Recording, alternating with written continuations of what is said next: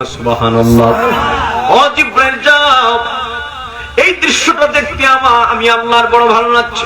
যাও আমার বন্ধু নবীর কাছে চলে যাও, আর আমার বন্ধু নবী কি গিয়া বলবে, ইয়া রাসূলুল্লাহ, আল্লাহ পাক আপনাকে বলতে বলেছেন যতক্ষণ পর্যন্ত ইমাম হুসাইন তিনি আপনার গর্দান মুবারক থেকে ইচ্ছে করে না নামবেন, ততক্ষণ পর্যন্ত আপনি সিজদা মুবারক থেকে মাথা মুবারক তুলবেন না।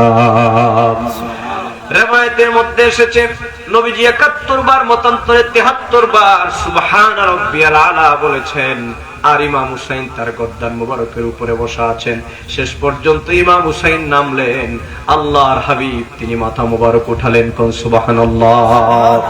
নবীজি দুনিয়া থেকে পর্দা করার পর এটা ছিল একটা বড় পরীক্ষা। এরপরে তার আম্মা যখন চলে গেলেন, তার ৬ মাস পরে হযরতে মা ফাতেমাতুজ জাহরা রাদিয়াল্লাহু তাআলা আনহা ইমাম হুসাইন বড় অগ্নি পরীক্ষার মধ্যে পড়ে গেলেন। কেমন মা ছিলেন, যেই মাকে আমার আল্লাহ পাক বড় ভালোবাসতেন। হযরতে ইমাম হাসান ইমাম হুসাইন রাদিয়াল্লাহু তাআলা যখন পৃথিবীর মধ্যে আগমন করলেন, হযরতে খাতুনে জান্নাত তিনি পারিবারিক কাজকর্ম করার জন্য, রান্না বান্না করার জন্য যখন তিনি যাইতেন, ওই সময় হযরতে ইমাম হাসান ইমাম হুসাইনকে তিনি দুলনার মধ্যে রেখে যাইতেন। যখন তিনি কাজকর্মগুলো করতেন, তখন যেন ইমাম হাসান না কান্দে, ইমাম হুসাইন যেন না কান্দে। আল্লাহ পাক জিবরাইলকে বলতেন, ও জিবরাইল তুমি চলে যাও, আমার ফাতেমার ঘরে চলে যাও, ওই দুলনার মধ্যে গিয়া দেখো আমার হাসান আছে, আমার হুসাইন আছে, তারা যেন কান্না না করে, আমার ফাতেমার কাছে যেন ব্যাঘাত না ঘটে। এজন্য আমি আল্লাহ তোমাকে হুকুম দিলাম, তাদের দুলনার মধ্যে তুমি দুল দাও। আল্লাহু আকবার বলেন, আল্লাহু আকবার। যাদেরকে দুলনার মধ্যে দুল দিতেন হযরতে জিবরিল আমিন, সুবহানাল্লাহ বলেন। আচ্ছা বলুন তো, এর চাইতে কি আর মহামর্যাদা হতে পারে ভাই? কথা বলেন, এর চাইতে মহামর্যাদা হতে পারে? আমার বন্ধু, এরপরে ৪০ হিজরিতে তিনি বাবাকে হারান। যে বাবা তাকে অনেক বেশি মহব্বত করতেন, ৪৯ হিজরি সনে তার, কিন্তু ৪৯ হিজরিতে ইমাম হাসান রাদিয়াল্লাহু তাআলা শাহাদাত বরণ করার পর আমার ইমাম হুসাইন বড় একা হয়ে গেলেন, তিনি একা হয়ে গেলেন। এরপরে আমার ভাইয়েরা, এই পৃথিবীর মধ্যে আল্লাহ জাল্লা শানুহু আম্মা নাবালুহু হযরত ইমাম হুসাইনের পক্ষ থেকে সবচেয়ে বড় পরীক্ষাটা যেটা করলেন, আল্লাহ পাক জাল্লা জালালুহু কারবালার ফুরাতের প্রান্তরে ইমাম হুসাইন রাদিয়াল্লাহু তাআলার পক্ষ থেকে তিনি সবচেয়ে বড় পরীক্ষাটা নিলেন।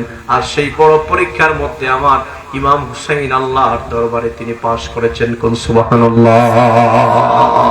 ইমাম হুসাইন রাদিয়াল্লাহু তাআলার জীবনটাই ছিল ধৈর্যের পরীক্ষা। আল্লাহ যে বলেছেন, আমার কাছে তোমরা ধৈর্যের সাথে এবং নামাজের মাধ্যমে তোমরা আমার কাছে কি চাও, সাহায্য চাও। ইমাম হুসাইন ধৈর্য ধরেছেন এবং নামাজ ও কারবালার ময়দানে তিনি কত কঠিন পরিস্থিতিতে তিনি যে আদায় করেছেন, আপনারা সেটা জানেন।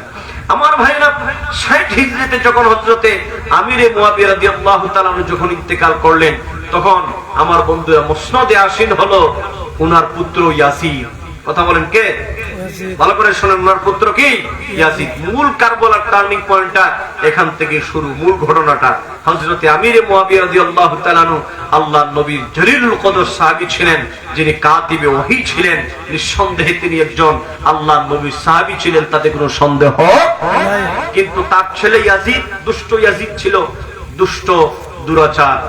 আমার বন্ধুরা, মুহাদ্দিসিনে কেরামগণ, মুফাসসিরিনে কেরামগণ লিখেছেন, ইয়াজিদ কেমন ছিল? ওয়াকানা ইয়াশরাবুল খামরা, ইয়াজিদ ছিল মদ পানকারী এবং নামাজ তরককারী, ফরজ সালাত সে বাদ দিত। আমরা শুনেছি গত কয়েকদিন আগে বাংলাদেশের এক মৌলভী সাহেব, হাইব্রিড মৌলভী সাহেব, ওনাকে জিজ্ঞেস করেছেন যে ইয়াজিদের ব্যাপারে আপনাদের মতামতটা কি? তিনি বলেছেন, না, আমরা ইয়াজিদকে কাফের বলি না, আমরা ইয়াজিদকে কাফের বলার পক্ষেও না।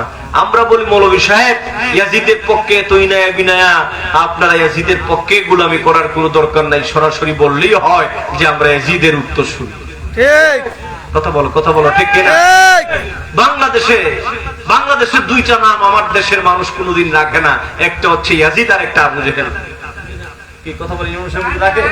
কি কথা বলে রাখে? আজ পর্যন্ত শুনছেন যে কারো সন্তানের নাম আবু জেহেল? আমার মা বোনেরাও মনে শুনতেছেন, আপনারা কি কোনোদিন রাখছেন আপনাদের ছেলের সন্তানের নাম আবু জেহেল? নাকি রাখবেন? আপনারা শুনছেন কারো নামে ইয়াজিদ রাখছে? ইয়াজিদ, হ্যাঁ? যদি কোনো হুজুর বলে যে তোমার সন্তানের নামে ইয়াজিদ রাখো, ইমাম সাহেবের চাকরি নিয়ে টানাটানি লাগবে। কথা বলেন ঠিক কিনা? কিন্তু ইয়াজিদ এই নামটা আমরা পছন্দ করি? আরে বাবা কথা বলুন, আমরা পছন্দ করি না। ইয়াজিদের প্রতি আমাদের ঘৃণা আছে না নাই? কেন ঘৃণা আছে? যে আহলে বাইতের রাসূল জান্নাতের সরদারের সাথে সে বেয়াদবি করেছে। জান্নাতের সরদারকে তার হুকুমের মাধ্যমে এক শ্রেণীর সন্ত্রাসী বাহিনীরা আল্লাহর হাবিবের সাহাবী, আল্লাহর হাবিবের নাতি, আল্লাহর হাবিবের সবচেয়ে মহব্বতের নাতি যিনি ইমাম হুসাইন রাদিয়াল্লাহু তাআলাকে তারা শহীদ করেছে। এই জন্য আমরা দুষ্ট ইয়াজিদকে সমর্থন করি না। শুধু সমর্থনই করি না তা নয়, আমি মুফতি নিসার আহমদ আপনাদেরকে দায়িত্বহীন কণ্ঠে দায়িত্ব নিয়ে বলি, আমি সারা বাংলায় বলি, সারা বাংলায় ইয়াজিদের প্রেমিক যদি কিছু থাকে, ইয়াজিদের বিপক্ষেও আমরা কিছু লোক থাকা দরকার। অতএব কিছু ফতোয়া যাই কিছু আছে এগুলো আমাদের জানা আছে, কিন্তু আমরা একটা পক্ষ থাকা দরকার। আমরা ইয়াজিদকে মুসলমান মনে করি না, বরং আমরা ইয়াজিদকে সরাসরি কাফের মনে করি। কথা বলো ঠিক কিনা? আপনারা আমার সাথে আছেন না নাই? আমরা বাংলাদেশে একটা গ্রুপ থাকা দরকার, আমরা যারা ইয়াজিদকে কাফের মনে করি। আমি গত পরশুদিন চট্টগ্রামের 10 দিন ব্যাপী শাহাদাতে কারবালা মাহফিলে অসংখ্য গণিত উলামায়ে কেরামদের সামনে আমি বলেছি যে আমরা একটা পক্ষ, আমরা আহলুস সুন্নাহ ওয়াল জামাতের উলামায়ে কেরামদের মধ্যে একটা পক্ষ আমরা ইয়াজিদকে কাফের বলি। আমরা সেই পক্ষের সারা বাংলায় আমরা কথা বলেই যাব ইনশাআল্লাহ। অতএব আমি আপনাদেরকে বলবো, ইয়াজিদ আপনারা বলবেন কাফের, বলেন ইয়াজিদ কাফের, আস্তে করবেন না, যাতে ইমাম হুসাইন রাদিয়াল্লাহু তাআলা আনহু রহমতটা আমাদের উপর খুশি হয়ে যায়। ইমাম হুসাইন রাদিয়াল্লাহু তাআলা আনহুর নেগহবানি নজর করম যেন আমাদের উপর আসে। এজন্য বলেন ইয়াজিদ কাফের, বলেন ইয়াজিদ কাফের, আওয়াজ দিয়ে 3 বার বলেন ইয়াজিদ কাফের, বলেন ইয়াজিদ কাফের, বলেন ইয়াজিদ কাফের।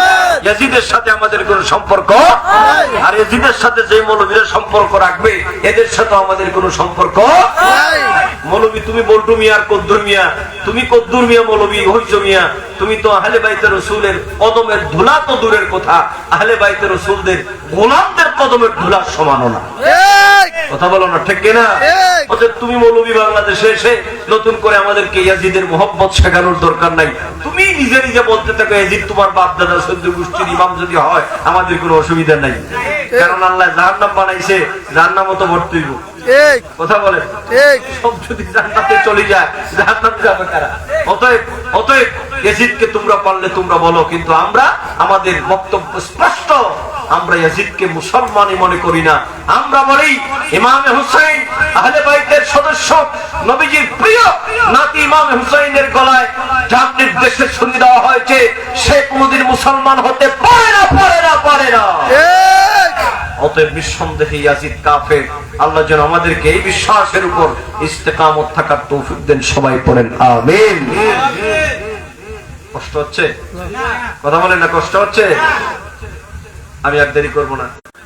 ওই পত্রের মধ্যে সে ইয়াজিদকে মেনশন করে বলতেছে, কয় ইয়াজিদ শোনেন জাহাপনা, আপনি আপনার ক্ষমতাকে যদি আপনি টিকিয়ে রাখতে চান তাহলে নবীজির নাতি ইমাম হুসাইনকে আপনি একটা পত্র লেখেন, যাতে করে আপনার হাতে সে বায়াত গ্রহণ করে।